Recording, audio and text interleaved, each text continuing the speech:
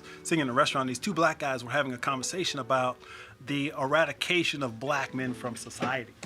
And it was one of the most depressing conversations that I'd ever heard. And so I listened for a little while, and then I got up and I walked over to their table. And I asked one of the guys, I said, man, please tell me you don't believe what you just said. All right, welcome to Underground Invasion, episode 2. Today, our special guest is Michael Taylor. Coach, how are you doing today? Fantastic, man. I'm super excited about being on your show, man. This is going to be awesome. Well, thank you very much for coming on. You actually have some experience with podcasting, and how did all this get started? Well, actually, I used to be on KPFT 90.1 FM radio here in Houston. It is public radio, and I had a show that it ran at midnight, and it was called A New Conversation with Men. And I did it for about 2 years, and a lot of fun, but there was a lot of politics there at the station. And you were the host of it? Yeah, I was the host of A New Conversation with Men. But there was a lot of politics involved with the radio station, and that's when podcasting really started taking off. And so I said, I'm going to take this offline, or online. So I moved away from KPFT public radio to online podcasting, and I've been doing it for about 15 years now. 15 years. Now, Michael Taylor is the author of 8 books, which is amazing. When did you first start writing your first book? Well, I actually wrote my first book back in 1995. And interestingly enough, I never dreamed of being a writer. It's something that I've always loved books, but I was guided to become a writer as a result of a conversation I heard with these two guys in a restaurant. And I'll share that story. I was sitting in a restaurant. These two black guys were having a conversation about the eradication of black men from society. And it was one of the most depressing conversations that I'd ever heard. And so I listened for a little while, and then I got up and I walked over to their table. And I asked one of the guys, I said, man, please tell me you don't believe what you just said. And he said, absolutely. He says, don't you watch the news? He said, I believe in 20 years, all black men are either going to be dead or in jail. Must have broke your heart. It did. And it wasn't exactly what he said that broke my heart, but it's how he said it. I mean, I could just sense that this brother had completely given up on life. And unfortunately, there are a lot of black men who feel that way. But as a result of that conversation, I simply made a decision that I was going to do something. Of course. And that's how I started writing, because I wanted to use the lessons that I had learned over some 10 years of my own growth and share those lessons with other men of color to change their mindsets, because that's what it is. It's a mindset. And these guys had such a negative mindset that I said, if I can write a book that changes their mindset, then I would have made a difference somehow. And which is exactly what you did. And this one was in 1995? 1995, it was called Brothers Are You Listening? A Success Guide for the 90s. And then I did a revised copy. And actually, this year, 2020, marks the 25th anniversary. Congratulations. Of that particular book, and I'm re-releasing it this year, later this year. That's awesome. So you have 3 different versions of it now, or you're going to have 3 different versions of that now? Correct. Excellent. But I'll only be selling one version. Yes, of course, the revised version. Yeah, the revised version, new cover, same content, a few updates, but pretty much I wanted to keep it the same. Now, since then, since 1995, how is it different on promoting your books and kind of just getting that out there? Well, book publishing has changed dramatically over the last 15, 20 years. When I first started writing, it used to be that in order to get published, you would have to contact or send in a manuscript. You sent a manuscript in with a proposal letter, and you told the publishing company, hey, this is my idea. And then if the publishing company liked it, then obviously they would publish it for you. Well, I sent my manuscript to 60 different publishers. Wow. And every one of them rejected my manuscript. Jeez. And so, I wasn't discouraged. I knew I had to figure out a way to get my book published. But here's something interesting that happened. I was in a bookstore once, and I saw this book. And the title of the book was The Gas We Pass. And it was a book about farting. And it was from one of the same companies that had rejected my manuscript. You're kidding, an entire book on just And I farting. saw that, and I thought to myself, what the heck? You're willing to publish a book about farting, but you won't publish Brothers Are You Listening? And it ticked me off. Yeah. And I decided from that moment that I was going to learn how to publish my own books. Okay. So I actually got a job at a bookstore to learn the publishing industry. And again, this was back before the internet and all of that. Wow. And so I learned the background about how to run a publishing company and so forth. And that's how I launched my publishing company, because I had been rejected by 60 different people. Somebody published a book about farting. And I said, look, I can start my own publishing company. And that's how I created Creation Publishing Group is my publishing company. So you have your own publishing company, and with having your own publishing company, I bet it makes it a lot easier to not only, write your own books, but to get them out there. Oh, yeah, because if you use traditional publishers, in some cases, it could be 1, 2, 3 years before they actually publish your book after they accept your manuscript. I had no idea. Now, because I own my own publishing company, I actually went from an idea to having a book in my hand in 45 days. That means I wrote the book, I edited the book, I printed the book in 45 days. There's no way possible that could happen if you use a traditional publisher. I can't even read a book in 45 days. That's the thing. Now, with your books, are they all physical copies? Yes. I do versions. I do the physical version, I do the ebook version, and as you know, I'm also doing some audiobook versions, because there are some people that don't like to read, but they'll listen through podcasts Exactly. or on different platforms. So all of my books, well, not all of them, but most of my books I have available through Kindle, and you can download them on Audible and different platforms. So people who don't want to read, they want to listen to it while they're driving. Yep. And that's the advantage of doing it audiobook. I mean, the internet can be super helpful. It can also have its disadvantages. Do you think we rely too much on the internet? Well, I'm an optimist, and for the most part, the internet is an amazingly positive thing. But obviously, agree. there are going to be some bad apples that some people are going to abuse it. But we can't look at the negative side of it. Look at the positive side. The internet has literally made it easier for anyone, for example, to start a podcast or to publish books. So for the most part, the internet is a positive thing. Unfortunately, I think too many people are getting caught up into the social media, the likes, the pictures, the photos, and they're not really using it for through its fullest potential. But again, that's the beauty of being human. We get to choose where we focus our attention on what we want to do. So I use it for good. So we do use it for good. Where technology is getting so advanced. Like movies like Avatar, that whole movie was filmed on a green screen. Yeah. How do you feel about it? Do you like Avatar? Oh, man, dude. I'm a movie buff. I don't watch a lot of TV, but I love watching movies because I believe movies are just metaphors for life. And we can learn a lot about ourselves through watching movies. Now, when Avatar came out, I'll never forget the first time I saw it in 3D IMAX. Okay? 3D IMAX. What? And I was so moved by it, I saw it 4 times in the theater because the visuals of that movie. I mean, I love the concept of the movie and the story, but the visuals of that movie are unsurpassed. I've never seen anything so amazing. James Cameron, he's amazing. Yeah, he is amazing. So all his films are really good. They're really, really good. Yeah, I love James Cameron. Top 5 movies, go. Top 5. First movie, Star Wars. Has to be Star When I Wars. was 17 years old, man, 1977, I saw the movie Star Wars in the theater 21 times. 21 times? 21 times. Now, it just so happens I had a friend that worked there, so That's a lot of money. I didn't have to pay for him. But I couldn't stop watching that movie because it touched a part of me that I can't explain in words. But what I realized later is that there's a guy named Joseph Campbell who created what he called the monomyth. And he says that every story has what he calls the hero's journey. And the hero's journey, there's actually 12 stages to the hero's journey. And George Lucas, the guy that wrote Star Wars, he based the entire Star Wars movie on Joseph Campbell's theory of the hero's journey. And what I have come to know is that the reason that I was so attracted to the movie is because it talked about my own hero's journey. Because if you remember in Star Wars, Luke Skywalker, the main character, at the very beginning, he wanted to go fly planes or jets or whatever you call those things. And his guardians at the time didn't want him to leave. His uncle and aunt. But when they were killed, now he had no reason to stay there. Yeah. So that's when his hero's journey began. And so in the hero's journey, the first stage is what's called answering the call.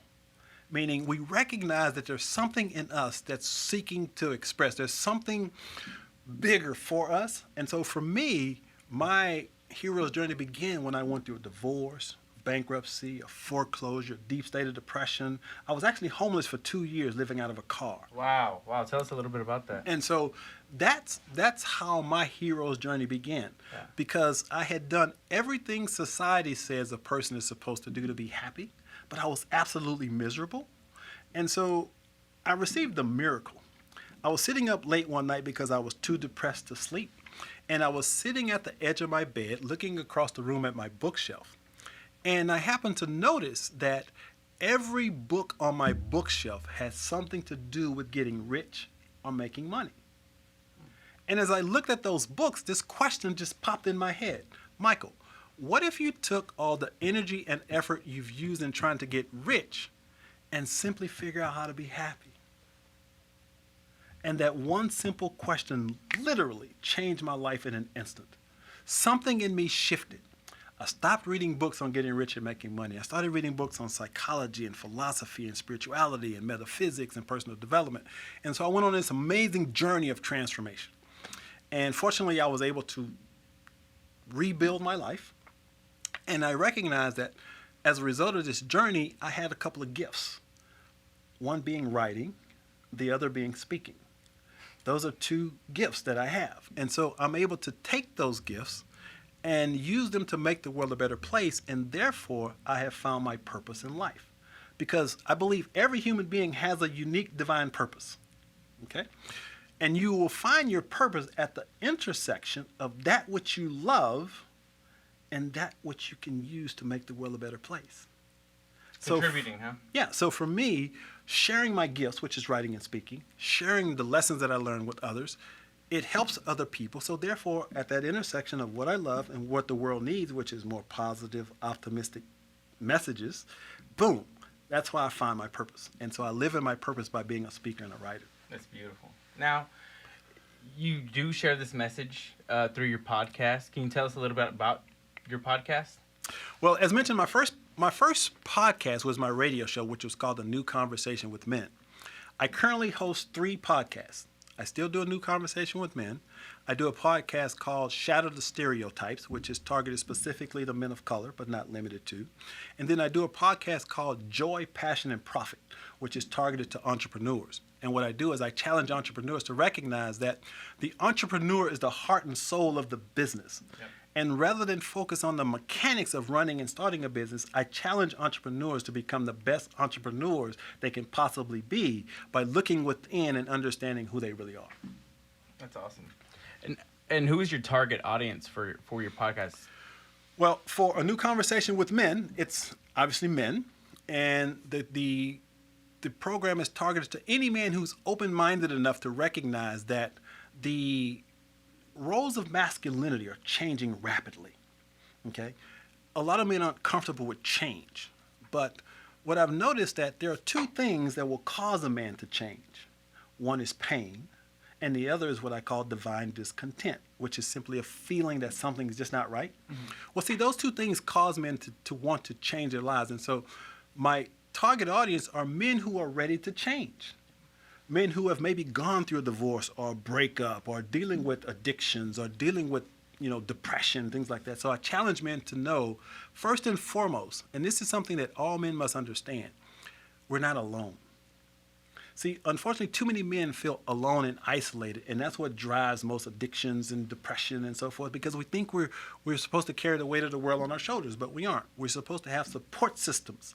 So my podcast, A New Conversation with Men, is a support system for men who are ready to be transformed. My second podcast, once again, is called Shatter the Stereotypes. There are so many negative stereotypes about black men in society that there needs to be a space where men of color can come to have a conversation without the stereotypical stereotypes that the media generates. You bring guests on to that particular podcast? Absolutely. Yeah, I interview men of color from all different walks of life. I've interviewed Lee Brown, who was the mayor of Houston. Yep. I've interviewed some NFL players, some athletes, doctors, psychologists. I do a lot of psychologists because I think it's important to have that conversation. But the Shatter the Stereotypes concept isn't just about race. because we have stereotypes about gender. So we think Very that true. women are supposed to do certain things, men are so there are all these different stereotypes. So it's just stereotypes, strictly Yeah, stereotypes. just You're just trying to shatter all shatter the stereotypes. stereotypes and recognize that we're all human beings. I like that. I like that a lot. And then last but not least, the joy, passion, and profit is, again, it's about encouraging entrepreneurs to recognize that I believe entrepreneurs can solve the majority of problems facing our world. Politics can't do it. Politicians can't do it. It is entrepreneurs with vision that create companies that change the world. And that's what I inspire them to do. And typically, how long are the podcasts that you do? Well, my entrepreneur podcast is 30 minutes because you don't want to overwhelm. You want to give them just enough information to have them to change their mindset and their thoughts and attitude. My Shadow the Stereotypes is a 1-hour podcast because I'm bringing information and I'm engaging in a conversation that's literally changing people's lives. So I'm bringing in experts to give us advice and to share tips on strategies on how to be successful. So that one's usually about an hour. And do you edit these down, or you just upload as is? Well, the amazing thing is I do video podcast, and I use the Zoom format, Okay. which the Zoom automatically records video and audio. Mm-hmm. So I have the video on my YouTube channel, and then I take the audio and send it to my podcast streaming Oh, services. awesome. Yeah. Yeah. I mean, that's what I'm probably gonna have to end up doing. Yeah, it works out really good. The way I do it here is I'll record the audio, record the video on something else, sync it all up, throw it on YouTube. Yeah, makes it a lot easier. to do it. There's not much else I do besides that. And you said you started your first podcast, which was actually a radio show. Mm-hmm. Was that also in '95 when you wrote your first book? No, this was afterwards. I started the radio program about 2000. That was like 2000. 5 minutes, So 5 20 years after. So 20 years now. Yeah, about 20 20 years you've been about doing 20 it. years. Mm-hmm. And now you're at 3. Positive or negative feedback that you remember? Well, I remember when I first started having this conversation about black men. I'll never forget. I was excited the first time I did a radio show interview here on Magic 102. And I was really excited because Magic 102.1? that's it. I love it. Yeah. I love that station. So I was doing a radio interview, and I was really excited because I thought that men would be real receptive and open to the message that I was talking about. Well, amazingly, a lot of black men were actually attacking me and accusing me of trying to be white because I was talking about emotional issues. Mm-hmm. And that really caught me off guard because I thought, okay, so I'm sharing this stuff to help people, but yet I was attacked. So at the beginning, it was, I don't want to call it depressing, but I was like shocked that I would not be received positively. But I would say 80% of the people were really positive, 20% of the people were really negative. And the people that are negative are generally the people that aren't willing to look at their stuff anyway. Mm-hmm. So you're never going to reach them. No. So I didn't let that slow me down. Yeah. So you just got to kind of just brush it off. Yeah. I had a buddy who just released a music video, and he sends me a screenshot of someone who disliked the video on YouTube. I told him, we're gonna find them, we're gonna get them. They need to put a like and drop a comment too. But you have to understand, no matter what you do in society, there's always going to be somebody. Of course. You're going to have a hater. You're going to have a hater. Yeah. No matter what you do, I don't care how positive it is, you're going to have some haters. So you have to look past those haters. Number one, don't worry about what other people think about what you're doing. Do what you love and don't care about how people perceive it. Just share it. And the people that are ready for it will accept it. Well, there you go.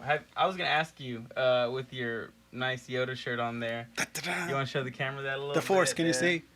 There May the it Force is. be That's with awesome. you. That's Yoda. Have you seen the baby Yoda by any chance? I have not seen The Mandalorian yet. I don't have Disney. I'm still contemplating whether or not I want to buy it. or get the stream. I've heard great things about it.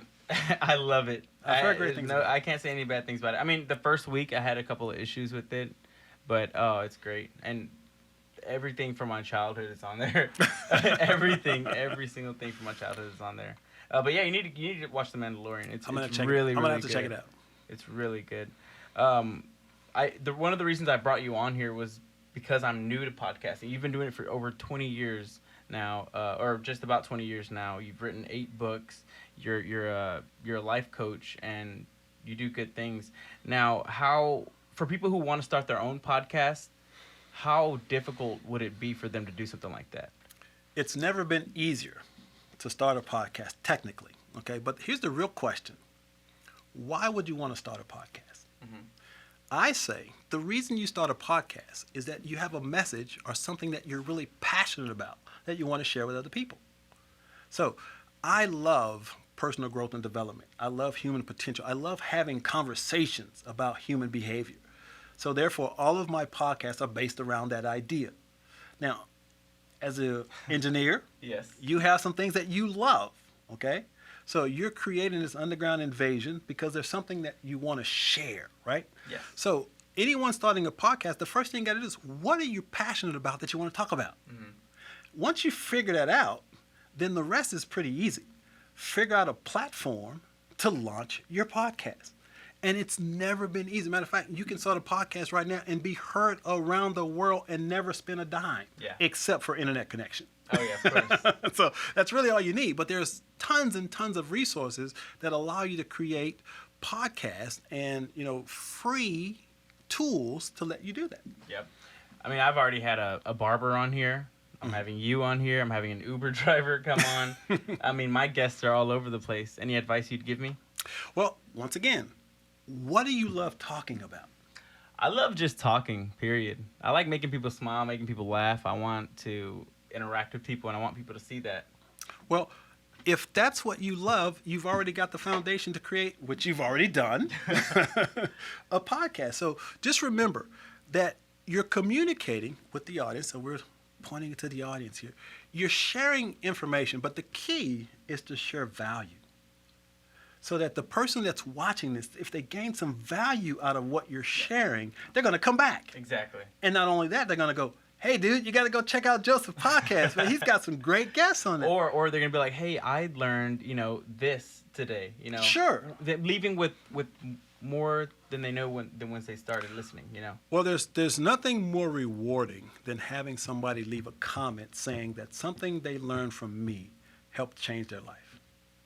That's why I do my podcast, because I'm literally changing people's lives for the better. I mean, knowledge essentially is power, and the more you have of it. Knowledge is power, but it has to be applied knowledge. Okay. For example? So knowledge, you can know how to do engineering, but if you're not applying it, what's the point of knowing how to do it? Yeah. So no matter what you're doing, knowledge is definitely power, but it isn't power until you apply it to something. See, I learned something. I learned the rest of that quote today. There you go. It has to be applied knowledge. Now, can we be expecting any more books from you? Are you recording any audiobooks? Well, here's the amazing thing.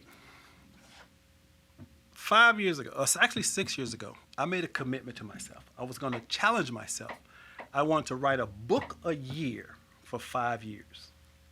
It was a goal that I set. I want to write a book a year for 5 years. So my latest book, which you see here, The Cure for Loneliness, completes that commitment. Whoa. Completes that commitment. I've written a book a year for the last 5 years. I'm currently writing 3 different books right now. You're in the process of all 3? And yeah, I've already got titles, chapter outlines, book covers, and everything ready. So yes, you'll be seeing more books. And of course, the podcast will continue to grow. But my next great leap is that I'm moving into what's called the diversity and inclusion space, meaning I'll be speaking at companies talking about diversity. And so I'm writing a book called Shatter the Stereotypes, which is, again, targeted to companies to help them create better teams. Oh, wow. And so forth and things like that. So I'm really excited about that. That's the next leap in my evolution because they make big bucks. Yeah, I bet. I mean, I know this is just a TV show, but I was watching The Office the other day, and yeah, they had a diversity guy come in. Yeah. And because Michael Scott obviously is cringy. And do you watch The Office? It's been a while. I love that show. I can start that over and over. I love the movie, actually. Show. The movie? You remember the movie? Oh, yeah. What, are you talking about Office Space? Yeah, Office Space. That's a good one, too. Yeah. They smashed that printer. Office Space. Yeah. That's a good one. You mentioned Star Wars. What other movies do you like? Top 5 movies, easy. First one is Star Wars. Second one is The Matrix. Oh, I love The Matrix. The most deeply philosophical, mind-bending movie I've ever seen. Third would be Avatar. Okay. Fourth would be a movie called A Knight's Tale. It's with a Heath nice Ledger? with Heath Ledger. Yeah. Yeah. And it seems like a really simple movie, but it's one of those movies that when you really get to the depth of it, it's really about. In the movie, he's this guy born in poverty, and he wants to be a knight, a royal knight. Well, you have to have royal blood in order to be in these jousting competitions or whatever. So he fakes being this knight, but he's a really good jouster. So he's getting to the championship. Turns out that the guy that he was about to fight, who was a king or a prince or whatever, he knew that he was not of royal blood, so he turned him in so he couldn't fight against it because he knew he was going to lose. Yeah. But there's a scene in the movie that I absolutely love because when he was a little kid and his father sent him away to train how to be a knight, he told him that you can change your stars. That's the theme of the movie. You can change your stars, meaning no matter where you come from, you can change your stars. Your environment, your past does not have to dictate your future. It doesn't define you. Yeah, so he said you can change your stars. Well, the guy ends up changing his stars and becomes the best jouster, and he gets the girl and all of that. But what I love about that movie is that simple idea. Anyone can change their stars. I was a high school dropout, again, bankruptcy, divorce, everything that Homeless. Everything that says I should have failed. But I didn't. I changed my stars. I made a commitment to myself that I was going to be and live an extraordinary life, and I was able to do that. And if I can do it, anyone can. If you can do it, anyone can. Absolutely. Absolutely. I love that. Now, this is my second episode here. I'm trying, how often should I release these podcasts? Well, the key is consistency because you want to build up an audience. So get real consistent, like at least decide, okay, so I want to do one a week for 30 minutes or whatever, and then build off of that. So obviously you have to see how much time you have, what you can commit to. But the key to podcasting is consistency, constantly bringing content that your listeners want to see. That's how you build a podcast platform. Okay. Yeah, I mean, I know I've taken like a 2-week break here. I've been trying to find guests, find things to talk about. Have my producer help me. I'm on there, and I have a writer writing questions for me with all these guests, and that does take time. Mm-hmm. I know you are working by yourself. You're doing everything on your own. You don't have a team behind you like I do. But see, here's the thing. Social media and the internet has made it so easy to do these types of things. For example, I get on LinkedIn. I love LinkedIn.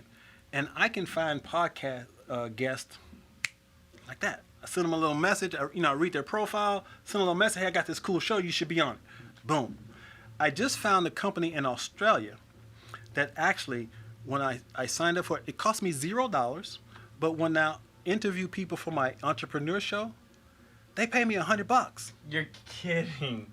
For a 30-minute show, they'll pay me $100 to interview somebody. That's awesome. How cool is that? How about you drop me that link? Send me that link. I'd be happy to interview people. So I'm doing interviews for my entrepreneur show, and they're paying me $100 an episode for something that I love to do. And is this like a webcam type show? Mm-hmm. Yep. Yeah, and the company is actually based out of Australia. That's awesome. And they're like, 9 hours or 16 hours ahead of us in time? Mm. So you got to be careful with the time is changing. Yeah, exactly. But anyway, just the point, though, is that I believe there's never been a better time to be alive on the planet than right now. And for those of us who are willing to put forth the effort and to make things happen, there's nothing that can keep us from living our dreams except us. Period. I don't care what it is. I mean, think about it. If you love music, how did Justin Bieber get started? YouTube. Yep. Okay? If you love music, you get on YouTube. I'm not saying you're going to become the next Justin Bieber, but I am saying you now have a platform that basically costs you nothing, that allows you to put your stuff out there, and who knows whether or not you'll get picked up by somebody. Yeah, I mean, Usher saw his stuff and signed him. Yeah, so it's again, if you want something badly enough today, nothing can keep you from accomplishing it except yourself. That's exactly right.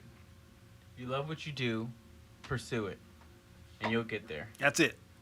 That's it. I want to thank you for coming on my podcast. You've been extremely helpful with the production of it, and I'd love to have you back sometime. Well, of course we got to come back, but remember what I told you at the beginning.